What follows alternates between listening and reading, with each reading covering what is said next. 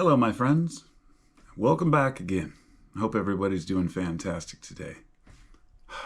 Sometime in December 2023, I just got back from a trip that I took to the beach with a few friends. And I guess it really carried this, I wanted to carry this message that spending time with the people that you love and the people that matter, it's just something that's so easily overlooked.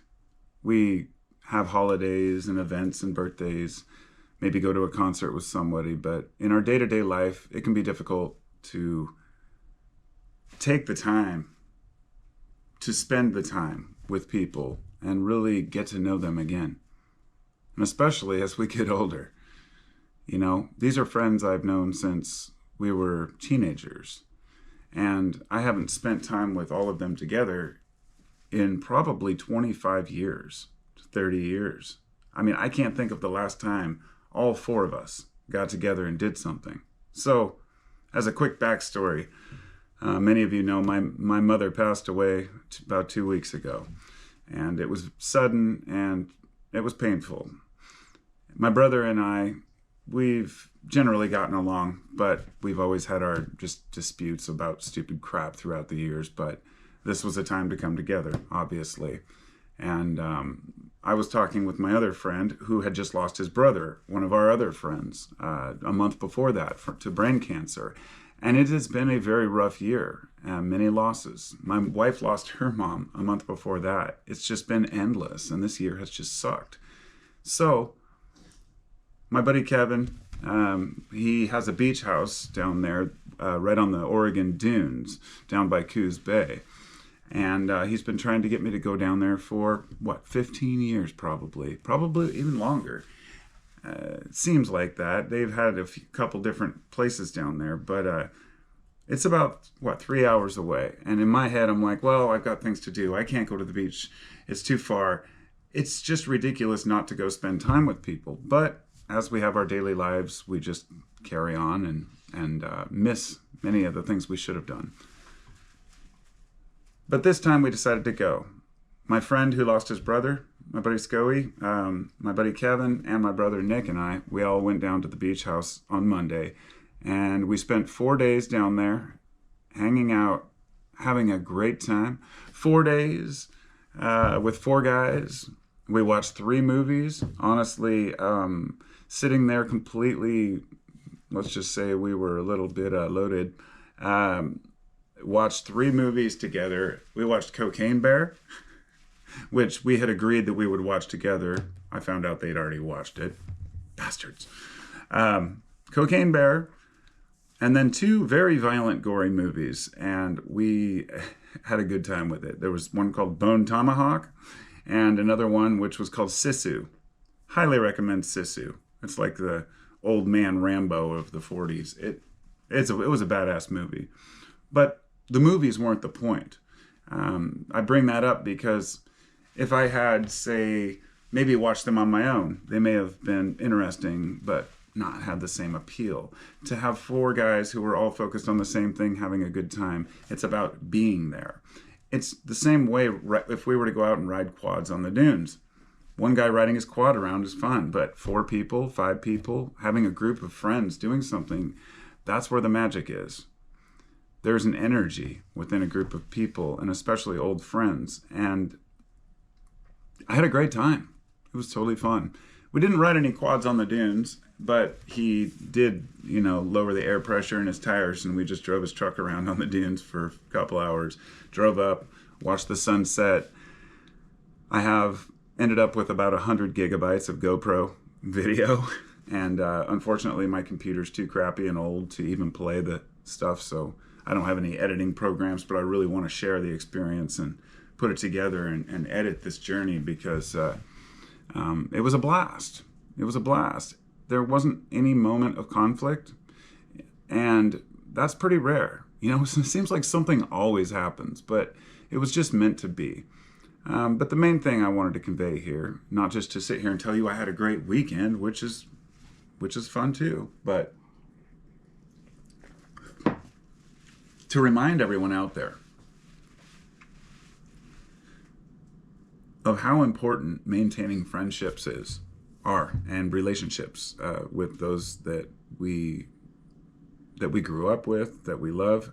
Sometimes you have to part ways with people. I have had plenty of friends that I knew for decades that I have no interest in ever interacting with again. But some of the people who have done me the worst in the past, even people who have stolen from me, I've forgiven.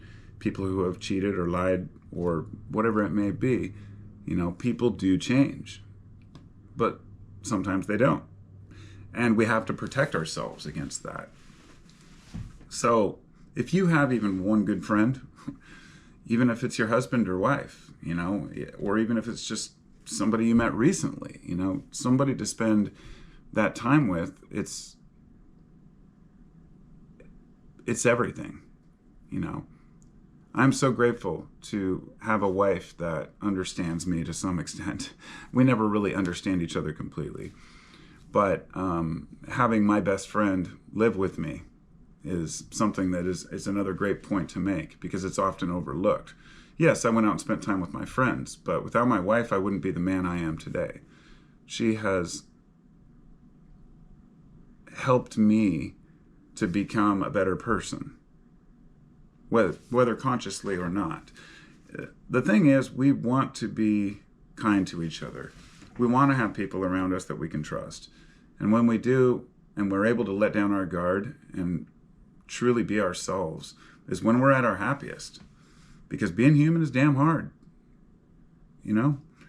And I think some of the conversations that we had this week were pretty deep,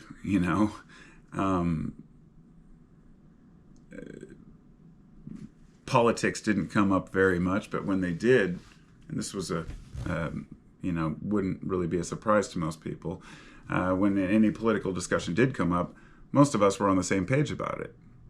And we all have totally different political views. One of my friends is more conservative.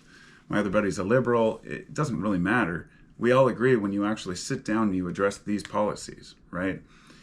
So if you sit and say, this about, something controversial, immigration, racism, whatever it may be, everybody's got their opinions until you sit down and talk about it with somebody you respect. And then you say, oh yeah, well, I agree on most of this. We just have a slightly different opinion on this. Well, you also find that people think the same emotionally and have the same problems.